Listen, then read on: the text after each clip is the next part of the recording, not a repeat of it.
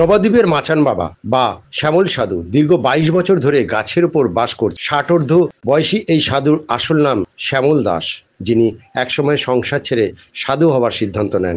22 বছর আগে গঙ্গার ঘাটের কাছে একটি গাছের উপর তিনি ঘর বেঁধেছেন এবং সেখানেই ভিক্ষাবৃত্তি করে জীবন কাটাচ্ছেন। বর্তমানে গঙ্গার জলস্তর বৃদ্ধি পাওয়ার ফলে মাচান বাবার অবস্থানের সমস্যা হয়েছে। চারিদিকে জলে থই থই করছে, ফলে যাতায়াতের প্রতিবেশীদের উপর নির্ভর করতে হচ্ছে।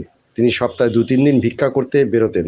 তবে আশ্চর্যজনকভাবে তিনি বলেন, আমার কোনো সমস্যা নেই, সকালে যেন ভালো থাকে। তিনি আরও বলেন, জলস্তর বাড়লেই সবাইকে সাবধানে থাকতে হবে। মাচান বাবা জানান তিনি গাছগুলোকে নিজেই রোপণ করেছেন এবং সেগুলোকে ছাড়তে চান না। তার জন্য গাছের সাথে থাকার মনস্থির করেছেন, প্রকৃতির সাথে একাত্মতার জন্য। সাপের উপদ্রবের কথা তুলতেই তিনি বলেন, ওরা বাঁচার জন্য আশ্রয় খুঁজছেন। মাচান বাবার জীবনযাপন সত্যিই অনন্য দৃষ্টান্ত।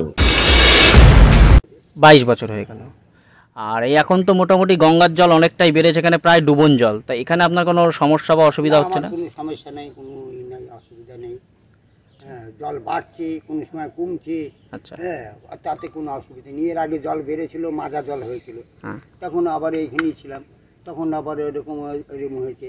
আবার এই কিস্তিতে আবার জল ছেড়েছে, তাতে কোনো অসুবিধা নেই, আমার কোনো অসুবিধা নেই।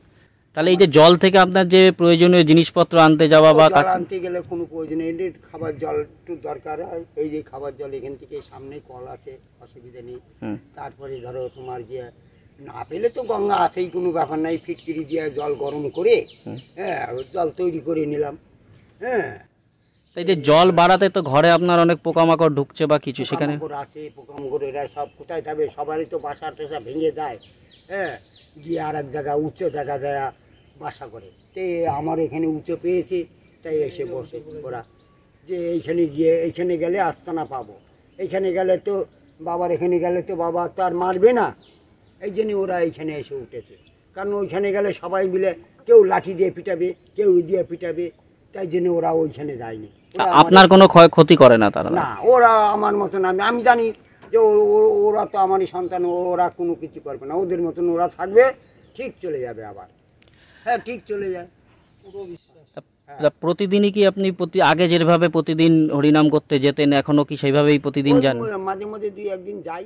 হ্যাঁ, হয়তো 2-4 দিন এদিক ওদিক গেলাম, একদিন গেলাম, এই যে এইখানে গেলাম, বাজারে বুজারে গেলাম, একটু সবজি সবার কাছে একটু চাই নিয়ে আসলাম, এইরকম আর কি। একদিন গেলে রোজ যাই না, রোজ যেতেন না, রোজ যাই না, ওই 2-1 দিন গেলাম, হয়তো রবিবারে একদিন বেরোলাম, তারপর দোকানে গেলাম, বা হয়তো আবার এই সেদিন মঙ্গলবারে বুধবারের দিনকে এই পাঁচিমাপুরের দিকে একটু গেলাম একদিন, এইরকম আর কি। দ্বাদশী হলো, দ্বাদশীতে অনেকে দিয়ে যায়, আবার অনেকে যাই একটু নাম দিয়ে আসি, এইরকম আর কি। তাই এই যে এখন জল বেড়েছে বা আপনার যাতায়াতে অসুবিধা হচ্ছে বা কিছু, সেখানে আমার কোনো অসুবিধাই নেই, যাতায়াতে কোনো ব্যাপার নেই। আমার একটু যদি অসুবিধা হয়, দোকানে গেলাম, একটু এখান থেকে একটু কিনে, এই যে অনেকের নৌকা থাকে, বাবা একটু পার করে দেয় না, গেলাম। আবার হয়তো আসার সময় হয়তো দেখলাম বাবা একটুখানি, ওরা যদি থাকে তবে নিশ্চয়ই পার করে দেবে, না থাকলে পরে ওই মাথায় করে এই যে ভেলা আছে, এই ভেলার উপরে দিয়ে ভাসিয়ে নিয়ে চলে আসলাম। মোটামুটি সবাই মিলে কিছু না কিছু একবারে খালি হয়ে যায় না, সবার জন্য বার্তা দেই যে খাবারের জন্য সবসময় কাছে কিছু কিছু কিছু রাখবে, এবং বার্তা দেই সাবধানে চলবে এবং সাবধানে থাকবে। হ্যাঁ, এই হচ্ছে ব্যাপার।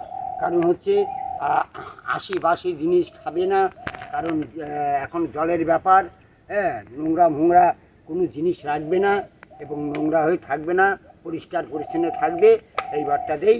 সবাই যেন ভালো থাকে, সুখে থাকে, আর কি কামনা করব। এই তো, সবাই যেন ভালো থাকে, আশি খাবে না কেউ। আপনার নাম কি? আমার নাম হচ্ছে শ্যামল শ্যামল সাধু মাচান বাবা বলে, নবদ্বীপ, রানীচড়া, চাকিপাড়া, কদমতলার ঘাট। হ্যাঁ, 7 নম্বর ওয়ার্ড। হ্যাঁ, 7 নম্বর ওয়ার্ড।